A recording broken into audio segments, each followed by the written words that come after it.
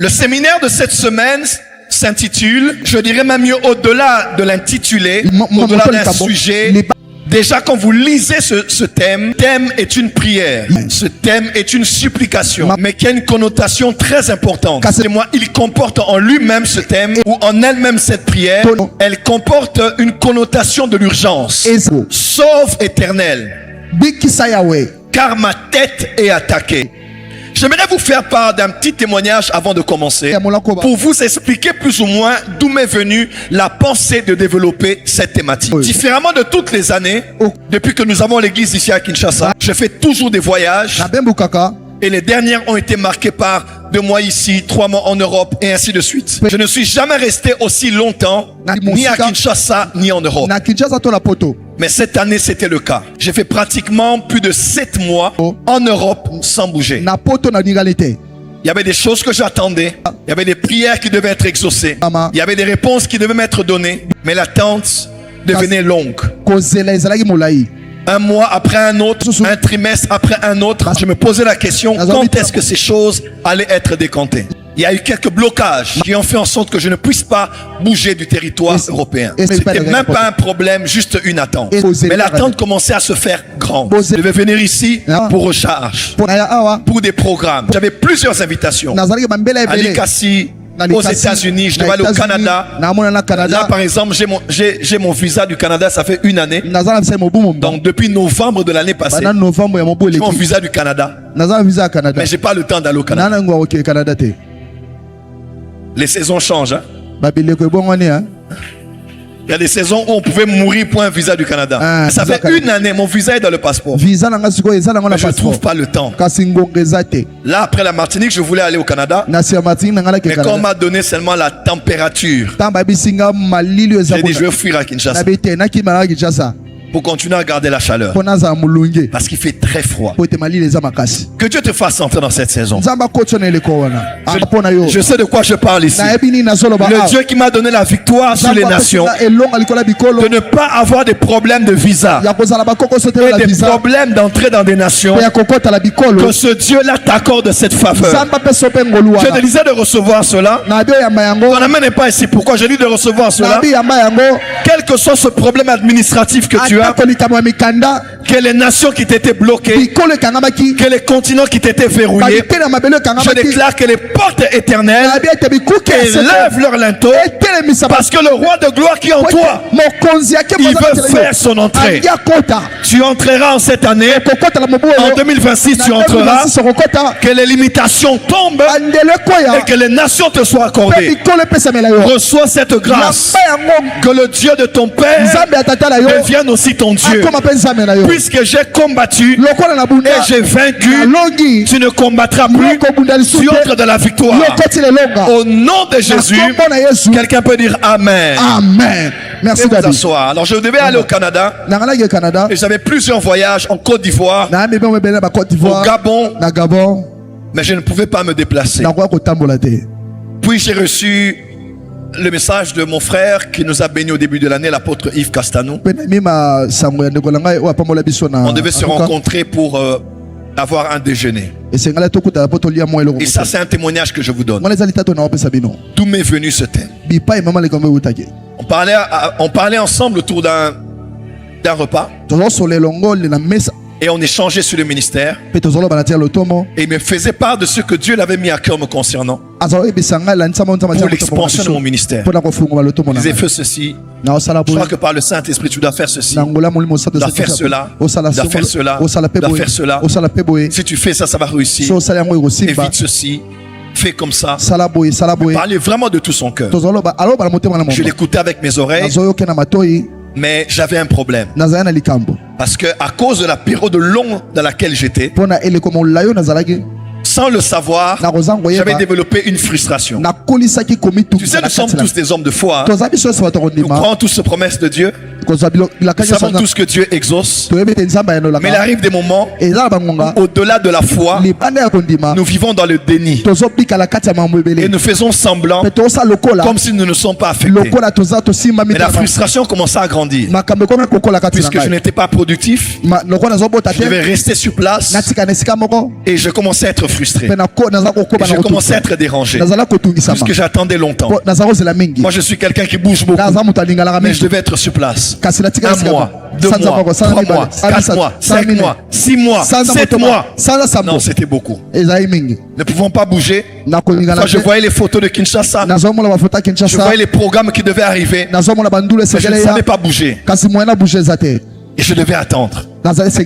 Alors cette frustration en moi, sans me rendre compte, a été une porte par laquelle j'ai commencé à être attaqué. Et cela était au niveau de mes pensées. Je me sentais improductif. Je me sentais bloqué. Je vais arriver au culte comme ça. Je commence à voir des choses sur les gens par la parole de connaissance, par le discernement des esprits. Mais j'avais juste plus la volonté même de prophétiser. Même plus la volonté de prophétiser. Parce que je me sentais bloqué. J'étais plus motivé. Je prêchais, les gens étaient bénis. Mais au fond de moi, j'étais frustré parce que je sentais que je laissais passer une bonne saison qui devait m'être très productive ministériellement, relationnellement et aussi financièrement. Et je devais être là à attendre. Et je lui ai dit, mon frère, je ne sais pas comment te dire, je sens que je suis attaqué au niveau de mes pensées. Je me sens comme découragé. Je me sens comme bloqué. C'est comme si je suis bloqué. Même pour m'étendre prophétiquement, je me sens bloqué. Et il m'a dit, hey, Joël, tu es attaqué. Ta tête est attaquée. Il faut qu'on prie maintenant. Et on était autour du repas dans le restaurant, un restaurant très connu. Et il m'a tenu. Il a commencé à prier pour moi. Que Dieu te donne des aides de destinée. Amen. Je lève ma main comme ton père. Que Dieu te donne des hommes et des femmes qui ne t'aiment pas que par les paroles, mais qui t'aiment au point de prier pour toi. Amen. Quelqu'un peut dire amen très fort. Amen. Je dis que Dieu te donne des hommes et des femmes qui vont t'aimer de tout leur cœur. Au nom de Jésus. Et vous asseoir. Et il a commencé à prier pour moi. Tenez, me toucher, prier pour moi. Il disait, ce combat que tu as, que cela te lâche. Tu dois t'étendre. Il a commencé à prendre autorité sur moi. Et il a commencé à prier. Et j'étais là, je recevais la prière. Et il priait pour moi, il priait pour moi. Nous avons besoin de prières des autres. Et quand il priait, je sentais littéralement quelque chose me lâcher. Quelque chose prendre de la distance par rapport à moi. J'avais des idées, mais je ne pouvais pas les réaliser. Si tu as 7 mois, tu peux lancer l'école de ministère. Si tu as 7 mois, tu peux faire une formation. Je pouvais faire beaucoup de choses, mais je n'ai pas pu le faire parce que moi-même, j'étais bloqué. Et pourtant, j'aurais pu faire plus de choses. Mais dans ma tête, j'étais bloqué. Et comme ma tête était bloquée, tout était bloqué autour de moi. Maman me parlait à la maison. J'étais frustré. Il n'y avait aucun péché, aucun mal, mais juste une frustration à cause des choses qui prenaient du temps de s'accomplir. Je parle à quelqu'un ce soir.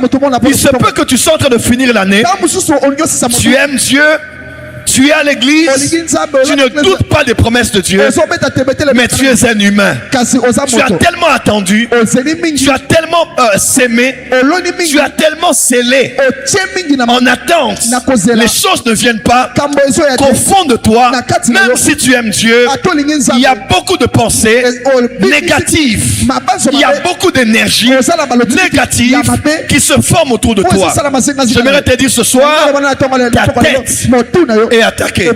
Les jours qui ont suivi, il a appelé quelques pasteurs d'entre vous. L'apôtre Yves, il a appelé quelques personnes. Je l'ai appris après. Il les a appelés de l'église. Tu étais au courant?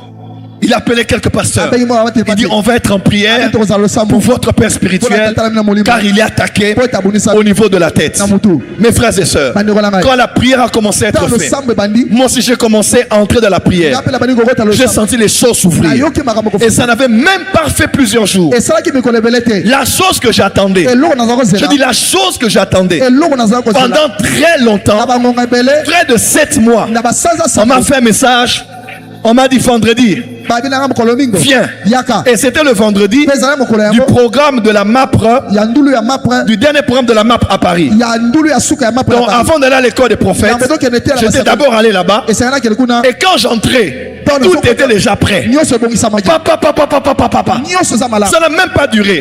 Je sors de là, j'ai dit, victoire. Et je sors à l'école des prophètes. Et le soir, on est allé à la veille. Je décrète et déclare sur toi. Ce soir, Dieu te donne la victoire sur tout combat que tu as au niveau de tes pensées, au niveau de ta tête, au niveau de ta tête. Et vous asseoir dans la présence de Dieu. La première fois que l'évangile a été prêché, ce n'était pas dans la bouche de Noé, ni pas dans les préfigurations de l'ancienne alliance. La première fois que l'évangile a été prêché, en théologie, on nous parle de Genèse 3, verset 15. Lorsque Dieu dit au serpent, il dit il va semer l'inimitié entre la postérité du serpent et de la femme. La postérité du serpent va mordre au niveau du talon et lui va l'écraser sur la tête. Et la postérité de la femme va l'écraser sur la tête. Alors la question qu'on se pose, pourquoi de manière très claire, en mentionnant déjà la victoire que Christ aurait sur le diable, sur le mal et le péché, on précise qu'il va l'écraser au niveau de la tête. Et pourtant le serpent n'est pas composé que de tête. Il a un corps et il a une queue. Pourquoi doit-on parler spécifiquement de la tête? Parce que lorsque sa tête est écrasée, tout le reste de son corps peut être anéanti. Écoutez-moi très bien. Dans le monde spéituel, que tu sois un homme, une femme, un système, une institution religieuse, étatique, administrative, que ce soit même dans une famille, dans une nation ou dans une communauté chrétienne, ou même dans un corps physique, dans le monde spirituel, lorsqu'on veut atteindre pour renverser ce que j'ai cité au préalable, on doit d'abord et avant tout toucher la tête. Lorsque la tête est touchée, tout le reste peut tomber.